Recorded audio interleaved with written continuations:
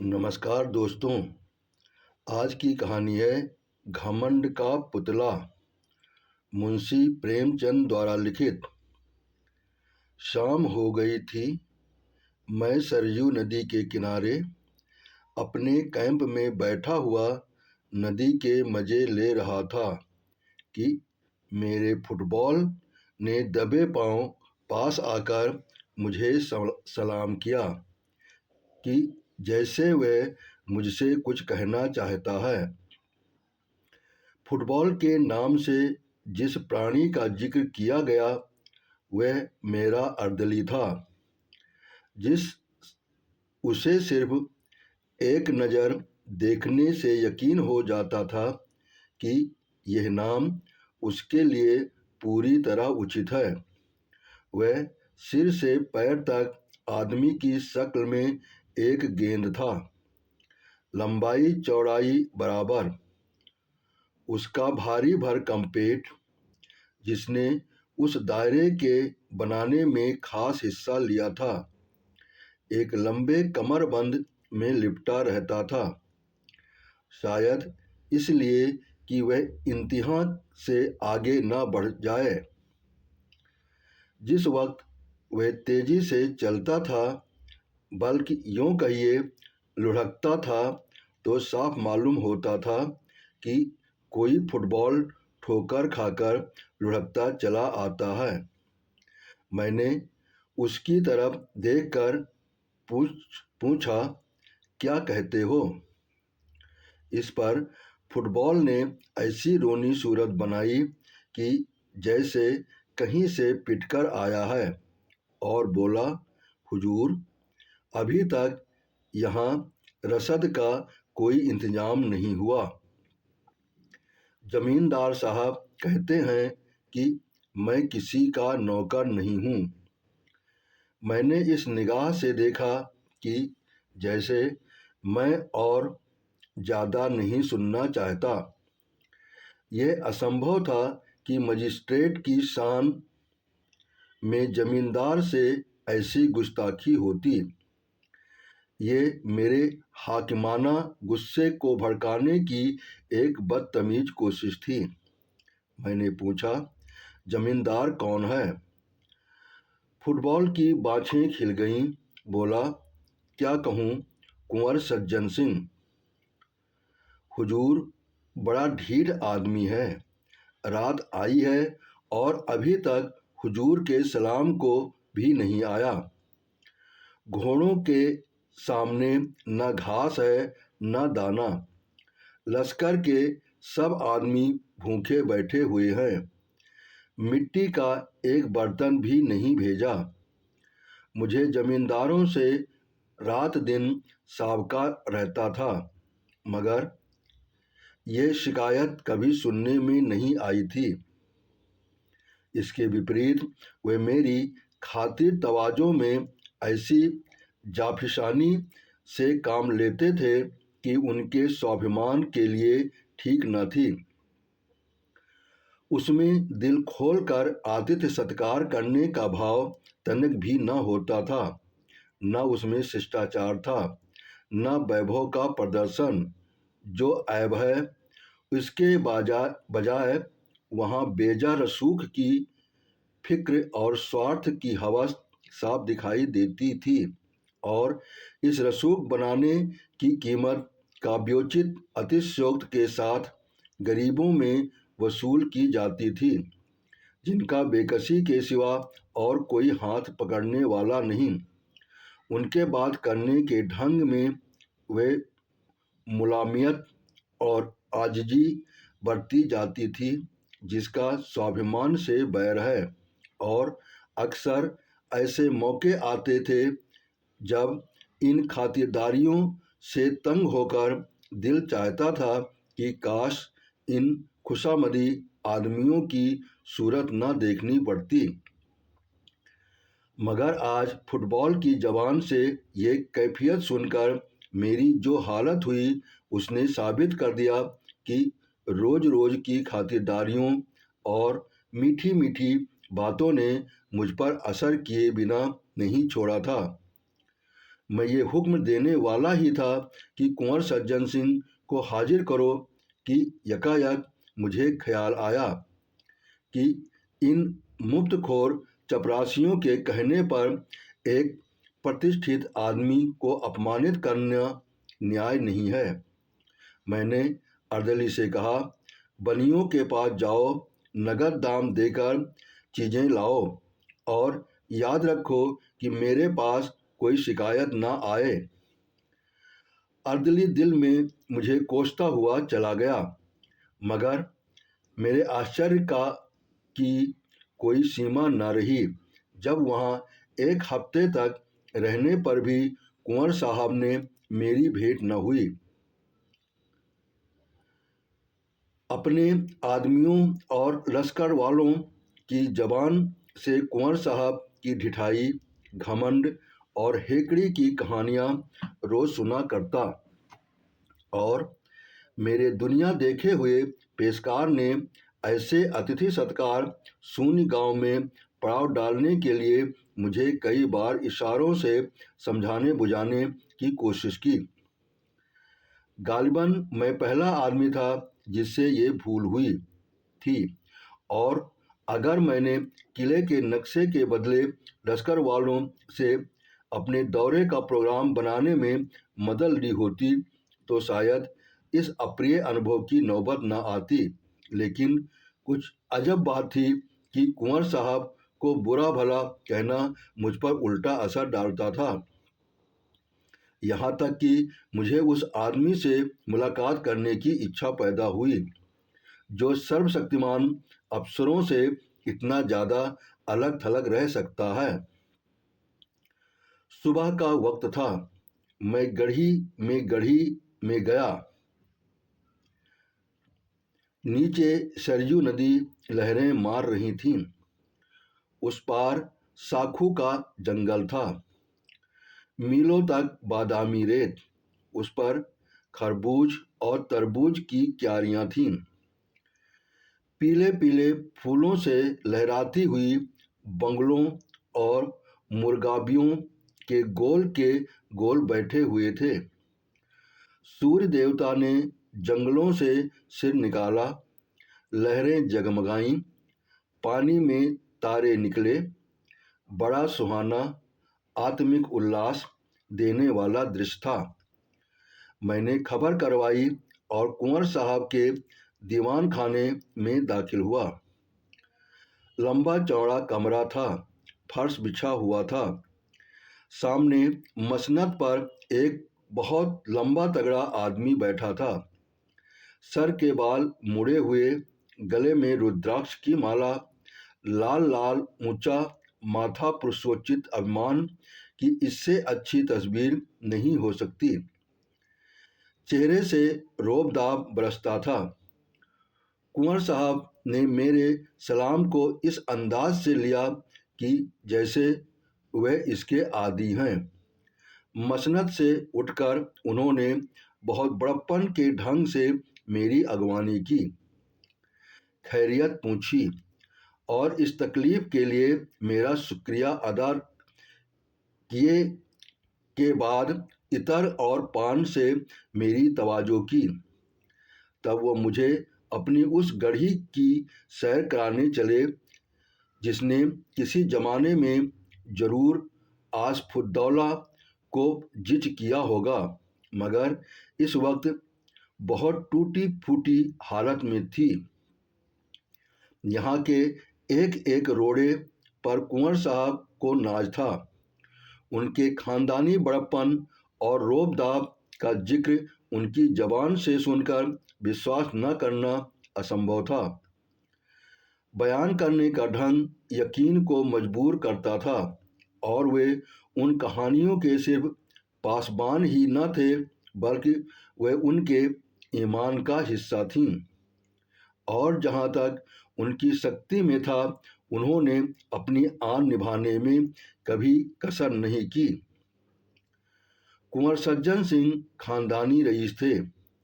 उनकी वंश परंपरा यहाँ वहाँ टूटती हुई अंत में किसी महात्मा ऋषि से जाकर मिल जाती थी।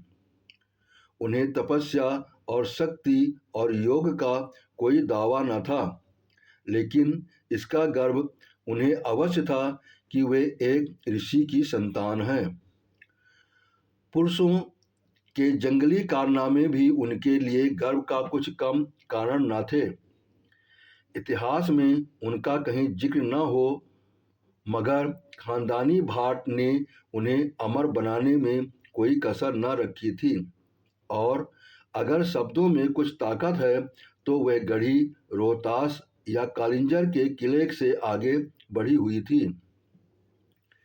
कम से कम प्राचीनता और बर्बादी के बाह्य लक्षणों में तो उसकी मिसाल मुश्किल से मिल सकती थी, क्योंकि पुराने ज़माने में चाहे उसने मुहासरों और सुरंगों को हेच समझा हो, लेकिन वक्त वो चींटियों और दीमकों के हमलों का भी सामना न कर सकती थी।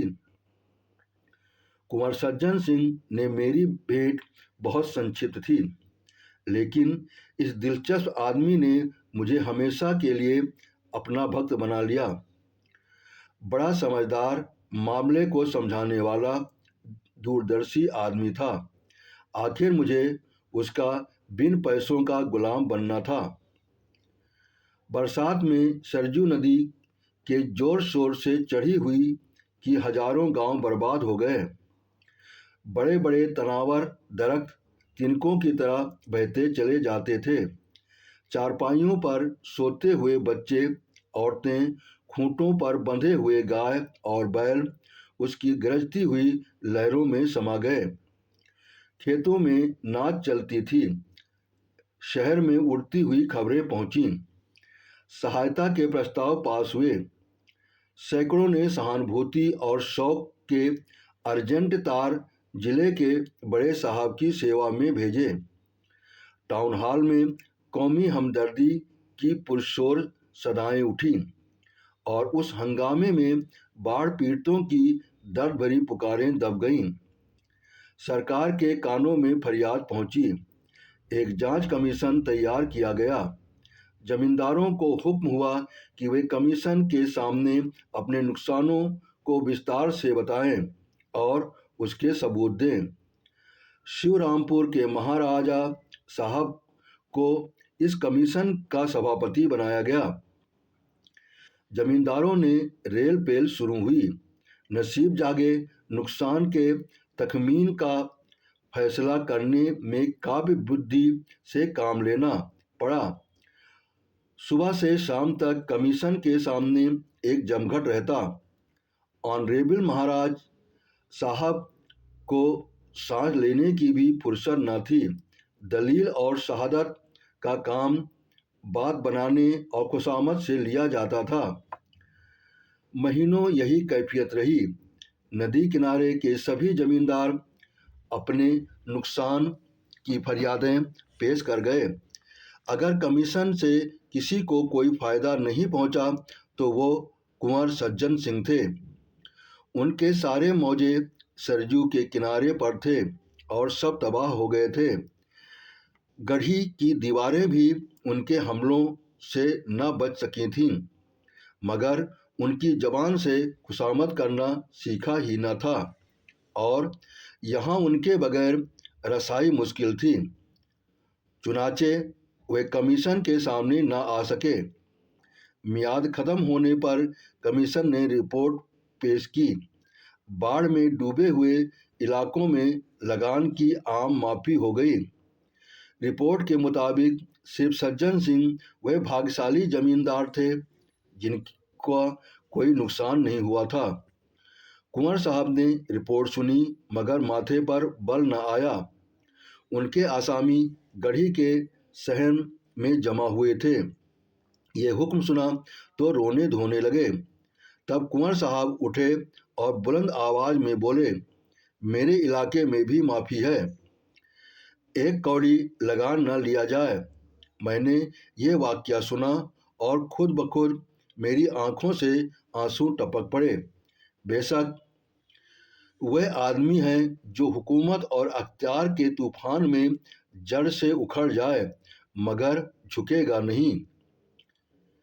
वे दिन भी याद रहेगा जब अयोध्या में हमारे जादू सा करने वाले कवि शंकर को राष्ट्र की ओर से बधाई देने के लिए शानदार जलसा हुआ। हमारा गौरव, हमारा जोशीला शंकर यूरोप और अमेरिका पर अपने काव्य का जादू करके वापस आया था। अपने कमालों पर घमंड करने वाले यूरोप ने उनकी पूजा की थी। उसकी भावनाओं ने ब्राउनिंग और शैली के प्रेमियों की भी अपनी वफा का पाबंद न रहने दिया। उसकी जीवन सुधा में यूरोप के प्यासे जी उठे। सारे सभ्य संसार ने उसकी कल्पना की उड़ान के आगे सिर झुका दिए। उसने भारत को यूरोप की निगाहों में अगर ज़्यादा नहीं तो यूनान और रोम के पहलू में बिठा दिया था। जब तक वो यूरोप में रहा, दैनिक अखबारों के पत्र उसकी चर्चा में रहते थे। यूनिवर्सिटियों और विद्वानों की सभाओं में उस पर उपाधियों की मूसलाधार वर्षा कर दी। सम्मान का वह पदक जो यूरोप वालों का प्यारा सपना और जिंदा आरजू है, वो पदक हमारे जिंदा दिल शंकर के सीने पर शोभा दे रहा था। और उसकी वापसी के बाद उन्हीं राष्ट्रीय भावनाओं के प्रति श्रद्धा प्रकट करने के लिए हिंदुस्तान के दिल और दिमाग अयोध्या में जमा थे। इसी अयोध्या की गोद में श्री रामचंद्र खेलते थे और यहाँ उन्होंने वाल्मीकि की जादू भरी लेखनी की प्रशंसा की थी। उसी अयोध्या में हम अपने मीठे कवि शंकर पर अपनी मोहब्बत के फूल चढ़ाने आए थे। इस राष्ट्रीय कर्तव्य में सरकारी हुक्काम भी बड़ी उदारतापूर्वक हमारे साथ सम्मिलित थे। शंकर ने शिमला और दार्जिलिंग के फरिश्तों को भी अयोध्या में खींच लिया था। अयोध्या को बहुत इंतजार के बाद यह दिन देखना नसीब हुआ जिस वक्त शंकर ने उस विराट पंडाल में पैर रखा। हमारे हृदय राष्ट्रीय गौरव और नशे में मतवाले हो गए। ऐसा महसूस होता था कि हम उस वक्त किसी अधिक पवित्र, अधिक प्रकाशवान दुनिया के बसने वाले हैं। एक क्षण के लिए अफसोस है कि सिर्फ एक क्षण के लिए अपनी गिरावट और बर्बादी का ख्याल हमारे दिलों से दूर हो गया। जय जय की आवाज़ों ने हमें इस तरह मस्त कर दिया जैसे मौहर नाग को मस्त कर देता है। एड्रेस पढ़ने का गौरव मुझको प्राप्त हुआ था। सारे पंडाल में खामोशी छाई हुई थी। जिस वक्त मेरी जबान से ये सब निकले, ए राष्ट्र के नेता, ए हमारे आत्मिक गुरु, हम सच्ची मोहब्बत से तुम्हें बधाई देते हैं और सच्ची श्रद्धा से तुम्हारे पैरों पर सिर झुकाते हैं। यकायक मेरी निगाह उठी और मैंने एक हिष्ट-पुष्ट हैकल आदमी को तालकेदारों की कतार से उठकर बाहर जाते देखा। ये कुंवर सज्जन सिंह थे। मुझे कुंवर साहब की ये बेमौका हरकत, जिसे अशिष्टता समझने में कोई बाधा नहीं है, बुरी मालूम हुई। हजारों आंखें उनकी तरफ हैरत से उठीं। जलसे के खत्म होते ही मैंने पहला काम जो किया वो कुंवर साहब से इस चीज़ के बारे में जवाब तलब करना था। मैंने पूछा, क्यों साहब, आपके पास इस बेमौका हरकत का क्या जवाब है? सज्जन सिंह ने गंभीरता से जवाब दिया, आप सुनना चाहें तो जवाब दूं? शौक से फरमाइए। अच्छा तो सुनिए, मैं शंकर की कविता का प्रेमी हूँ, शंकर की इज्जत करता हूँ, शंकर पर गर्व करता हूँ, शंकर को अपने और अपनी कौम के ऊपर एहसान करने वाला समझता हूँ, मगर उसके साथ ही उन्हें अपना आध्यात्मिक गुरु मानने या उनके चरणों में सिर झुकाने के लिए तैयार नहीं हूँ। मैं आश्चर्य से उसका मुंह ताकता रह गया। ये आदमी नहीं, घमंड का पुतला है। देखें, ये सिर कभी झुकता या नहीं। पूर्णमासी का पूरा चांद सरजू के सुनहरे फर्श पर नाचता था और लहरें खुशी के गले मिल मिलकर गाती थीं। फागुन का महीना था। पेड़ों में कोपलें निकली थीं और कोयल कूकने लगी थीं। मैं अपना दौरा करके सदर लौटता था। रास्ते में कुंवर सज्जन सिंह से मिलने का चाव मुझे उनके घर ले गया, जहां अब मैं बड़ी बेतकल्लुफ़ी से जाता आता था।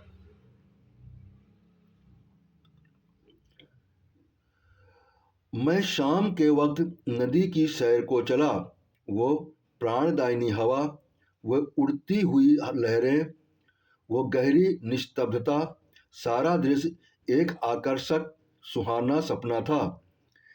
चांद के चमकते हुए गीत से जिस तरह लहरें झूम रही थीं, उसी तरह मीठी चिंताओं से दिल उमड़ा आता था। मुझे ऊंचे कगार पर एक पेड़ के नीचे कुछ रोशनी दिखाई दी। मैं ऊपर चढ़ा। वहां बरगद की घनी छाया में धूनी जल रही थी। उसके सामने एक साधु पैर फैलाए बरगद की एक मोटी जटा के सहारे लेटे हुए थे। उनका चमकता हुआ चेहरा आग की चमक को लजाता था। नीले तालाब में कमल खिला हुआ था। उनके पैरों के पास एक दूसरा आदमी बैठा हुआ था। उसकी पीठ मेरे तरफ थी। वह उस साधु के पैरों पर अपना सिर रखे हुए था, पैरों को चूमता था और आंखों से लगाता था। साधु अपने दोनों हाथ उसके सिर पर रखे हुए थे कि जैसे वासना, धैर्य और संतोष के आंचल में आश्रय ढूंढ रही हो। भोला लड़का माँ बाप की गोद में आ बैठा था। यकायक वो झुका हुआ सर उठा और मेरी निगाह उसके चेहरे पर पड़ी। मुझे सकता सा हो गया। ये कुंवर सज्जन सिंह थे। वो सर जो झुकना न जानता था, इस वक्त जमीन छू रहा था। वो माथा जो एक ऊंचे मनसबदार के सामने न झुका, जो एक प्रतानी वैभवशाली महाराज के सामने न झुका, जो एक बड़े देश प्रेमी कवि और दार्शनिक के सामने न झुका, वह इस वक्त एक साधु के कदमों पर गिरा हुआ था। घमंड वैराग्य के सामने सिर झुकाए खड़ा था। मेरे दिल में इस दृश्य के से भक्ति का एक आवेग पैदा हुआ। आंखों के सामने से एक पर्दा सा हटा और कुंवर सज्जन सिंह का आत्मिक स्तर दिखाई दिया। मैं कुंवर साहब की तरफ से लिपट गया और बोला, मेरे दोस्त, मैं आज तक तुम्हारी आत्मा के बड़प्पन से बिल्कुल बेखबर था। आज तुमने मेरे हृदय पर उनको अंकित कर दिया कि वैभव और प्रताप, कमाल और शोहरत, ये सब घटिया चीज़ें हैं, भौतिक चीज़ें हैं। वासनाओं में लिपटे हुए लोग इस योग्य नहीं कि हम उनके सामने भक्ति से सिर झुकाएं। वैराग्य और परमात्मा से दिल लगाना ही वे महान गुण हैं जिनकी ड्योढ़ी पर बड़े बड़े वैभवशाली और प्रतापी लोगों के सिर भी झुक जाते हैं। यही वह ताकत है जो वैभव और प्रताप को, घमंड की शराब के मतवालों को और जड़ाऊ मुकुट को अपने पैरों पर गिरा सकती है। ये तपस्या के एकांत में बैठने वाली आत्माओं, तुम धन्य हो कि घमंड के पुतले भी पैरों की धूल को माथे पर चढ़ाते हैं। कुंवर सज्जन सिंह ने मुझे छाती से लगाकर कहा, मिस्टर बागले, आज आपने मुझे सच्चे गर्व का रूप दिखा दिया और मैं कह सकता हूँ कि सच्चा गर्व सत्वी प्रार्थना से कम नहीं है। विश्वास मानिए, मुझे इस वक्त ऐसा मालूम होता है कि गर्व में भी आत्मिकता को पाया जा सकता है। आज मेरे सिर में गर्व का जो नशा है वो कभी नहीं था। आपने कहानी सुनी, इसके लिए बहुत बहुत धन्यवाद। आपने सब्सक्राइब किया, इसके लिए दिल से आभार।